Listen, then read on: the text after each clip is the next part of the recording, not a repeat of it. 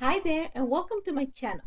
Today's project is for the Vicki Boutin design team, and this time around I am choosing to play with watercolors.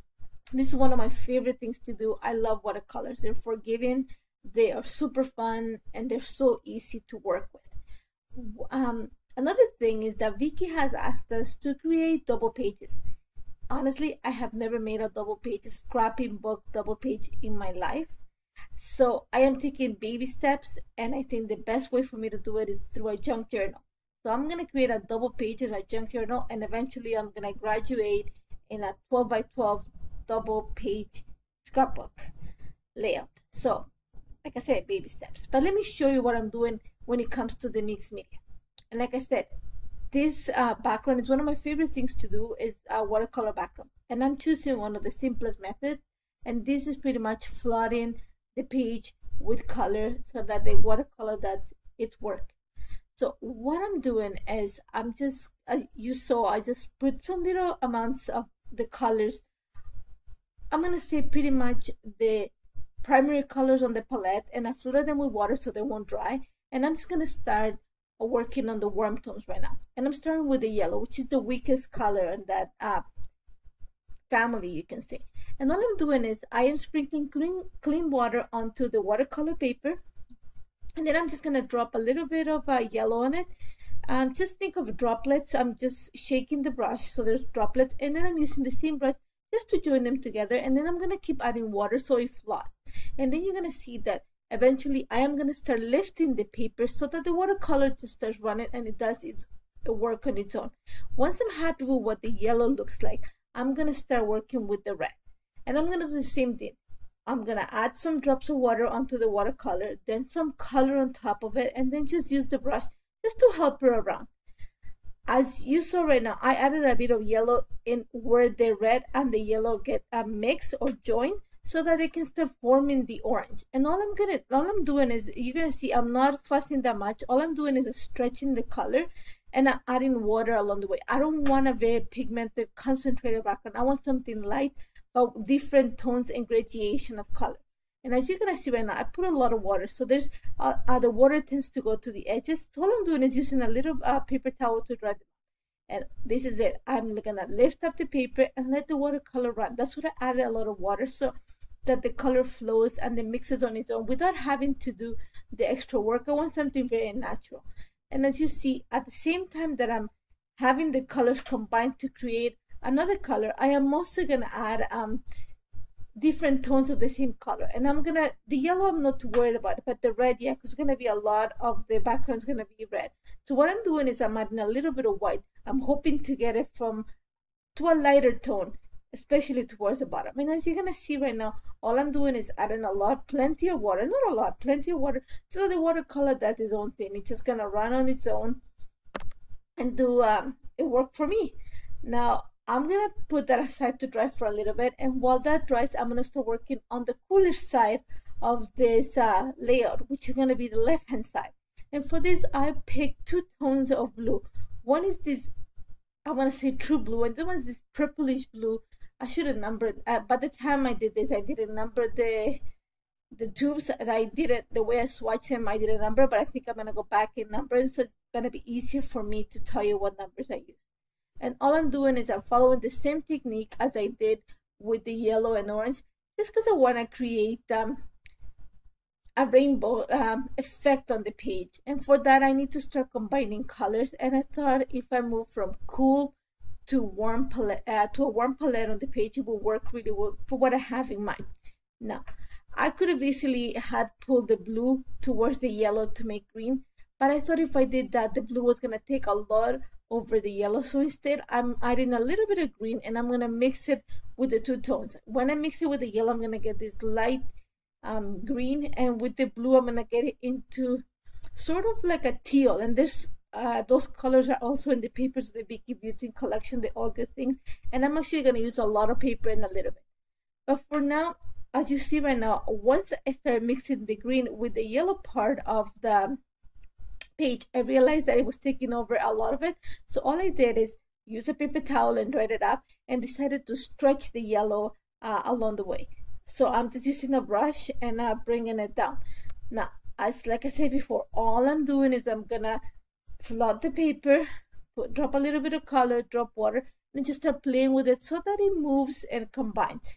And that's it. That's all I'm doing.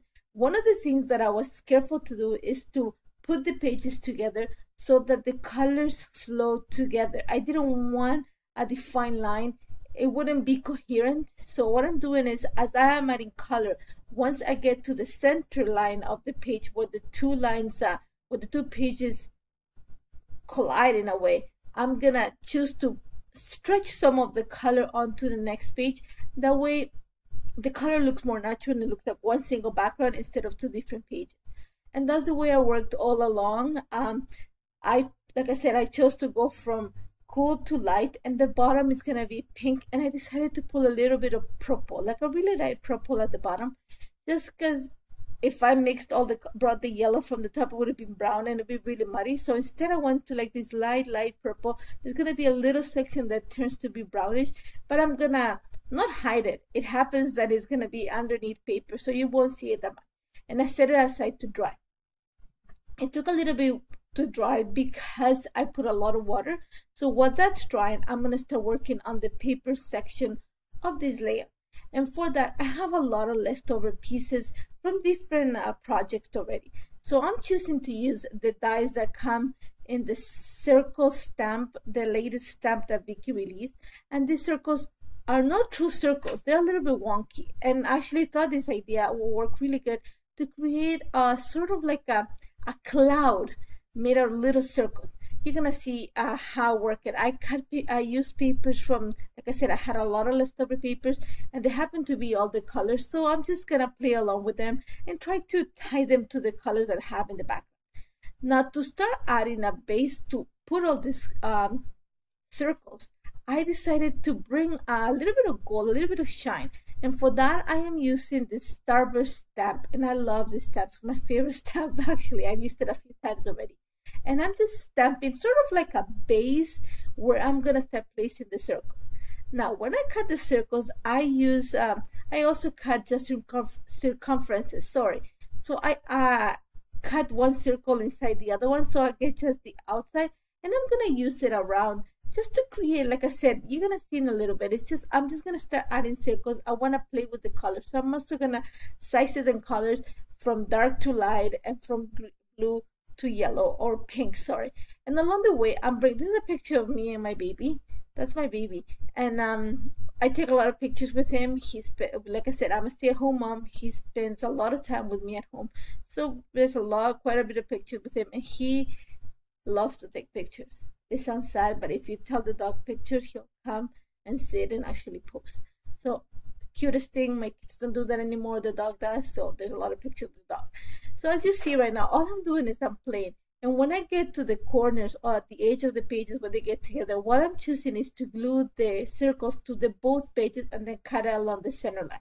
And that's it. Along the way, I'm also using the stamp and the golding just to stamp the image on top of the circle. My idea was that the starbursts were going to show as if it's coming off the page. And you're going to see that you don't see it that much, but at least it's going to show in some of the colors. In some of the colors you might not, but it actually works with the idea that I had. Like I said, my idea was this big fluffy cloud made out of circles of different colors. That's what I chose the picture to have it black and white, because I know it was going to pop off the page if I kept it that way. That's what I kept the background really neutral, watered down, you can say, not very pigmented, because I wanted the paper to shine. I wanted all the shapes to come on. And all I'm doing right now is I'm gluing some of the circles right onto the page, and I'm using some foam adhesive to pop some of the images along the way to a one dimension on the circles. And at the same time, I'm actually also adding the starburst stamp to some of the circles. I'm not being liberal, like I'm not being careful where I'm putting. I'm just letting the circles. I want the little lines to show here and there. I want, like sort of like when you see at a cloud and you see the little starburst of the sun that comes through. I want the same thing, not in a literal way, but in paper. This is the best that I can do on paper. Once that's done, I set it aside for dry a little bit, because I wanted to make sure that everything was glued together. You know, sometimes when you use mixed media, not everything glues properly. So I'm just gonna set it aside to dry for a little bit. And I just added a layer of paper, you know, that scribble paper from the All Good Things collection, that black paper with the white scribble lines. I love it. And I decided that it will be really good behind the picture just to make it pop more. After that, I'm gonna bring in some embellishments, and mostly I am using the watercolor stickers because I had this idea in mind that I can actually add color to them. And I'm choosing to block my embellishments too. So what I'm doing is I am taking advantage. There's a lot of birds of different colors in the All Good Things collection, in the die cuts and also in the paper clips. So I'm just gonna use them along the way. Once I had everything set, like the way I liked how everything looked, I am bringing back the palette that I had with the watercolors, and I'm using one of the water brushes. I'm just going to start adding like a light wash of the color that corresponds to the block of the paper, you can say, to add the color to the watercolor sticker. And I'm being very careful. I'm actually using the smallest or the finest brush, the water brush, just because I want to add definition. I did not want to go outside the lines, but I wanted to leave a little bit of white space in the watercolor stickers. I didn't want them to get lost, so I wanted to be very light wash and leave a little bit of a white space so they don't get lost. And that's about it. After that, I added a few lines of journal. I added a title. It also comes from the watercolor sticker that says "You are the best." After that, I'm just using the rotary stamp to add a little bit more details with black ink, and that's about it. This was, I'm not gonna say it was fast. It did take some time to put together, once because it had to dry, and like I said, I was very careful not to muddle the colors, but it was fun. And I hope you try it. Actually, like I said, once the watercolor was done, the assembling takes no time, and it's actually fun. I love the look of it. I like the texture. I like the dimension that the circles add. I love the rainbow effect on the page. And I hope you try it. It's super simple. It's a great way to use your scraps if you have lots of them. And if you have any questions, as always, don't hesitate to contact me. I'll be happy to help you. And don't forget to check out Vicki's stuff. It's amazing. Honestly, this water set is so good. And thank you for joining me today. Thank you so much. Take care.